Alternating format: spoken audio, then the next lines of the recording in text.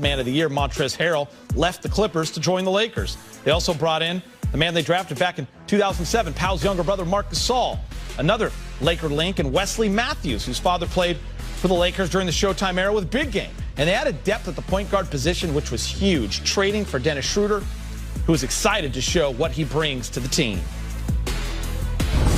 I think bringing the energy, defensively, I just try to help my teammates, to either get the lead or win a game. Whatever it is, I do it. If it's diving on the floor, if it's getting a rebound, getting a steal.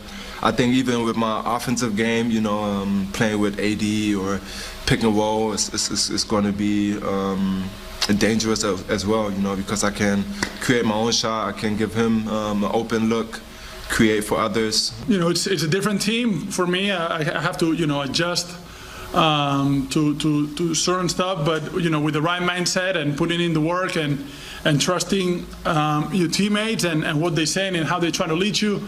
That's what I'm here for. My impressions are really good. Very fast solution mindset team. They find triggers so easily. Obviously, they're very talented. Everyone knows their role. Very deep team. Very good coaching staff. I mean, what else do you want me to say to the champions?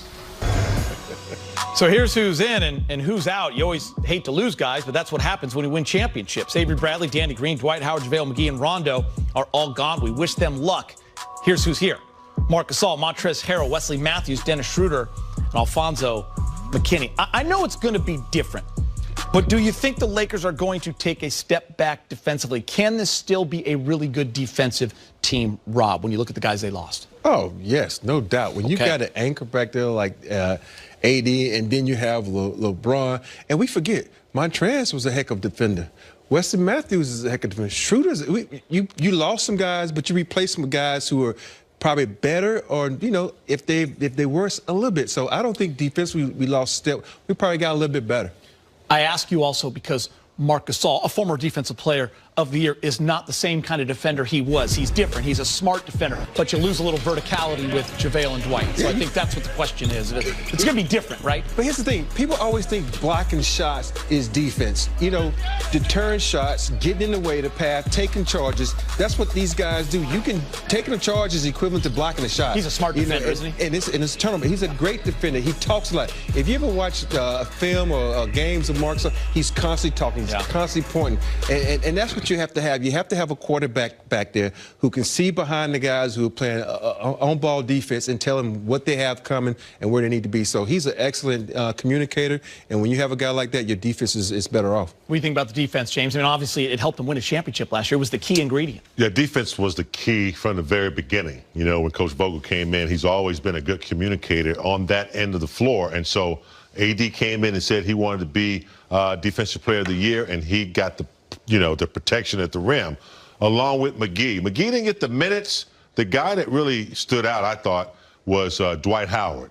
So losing him off the bench, what he was able to do against Jokic, you bring in Marc Gasol, you get a similar type player. Rob said it, very intelligent, maybe doesn't have the leaping ability, the verticality, but definitely, wise. I'm sure he and LeBron have a conversation about that. Was it 2012 Defensive Player of the Year? Yeah. He said Gasol's got his trophy in his house. But let's not forget, we lost some key players.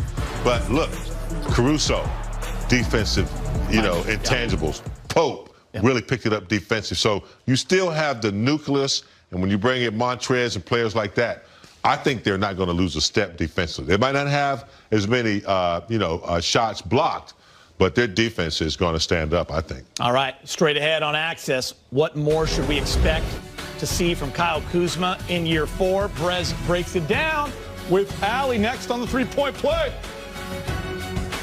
Plus, a little bit later in the show, we're playing games in the preseason. Counted or doubted with Big Game and Big Shot.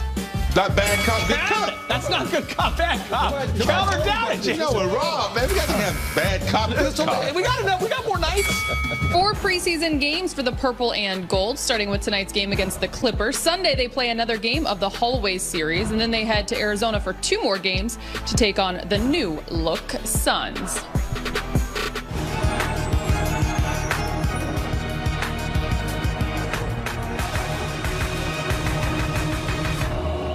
That's right. It's time to welcome in our Lakers insider, Mike Bresnahan. Brez, it's time for your 3-point play. 3 things that you will have your eye on tonight. And we begin with all the new faces to Laker Nation this season. I think we're all anxious to see how this will play out. What will you have your eye on? Yeah, no doubt. Usually we talk about training camp battles this time of year. You know, who's going to make the team, who's going to start, who's going to sit, come off the bench. And let's talk a little bit about basically the guys who are going to be starting tonight potentially. I imagine Schroeder is in the game. I imagine Montrezl Harrell as well. Not a lot of guys suiting up for the Lakers, so it's a slam dunk they're in the lineup tonight.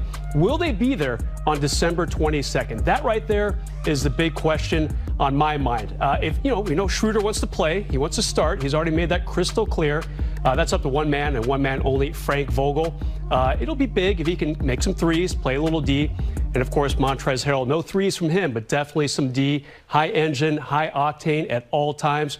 Eager to see how those guys look, presumably in the starting lineup tonight and maybe on opening night as well. Now, your second point, this is not a new face, but you already know a lot of people will have their eye on Kyle Kuzma. First, are you still on the Kuz bus?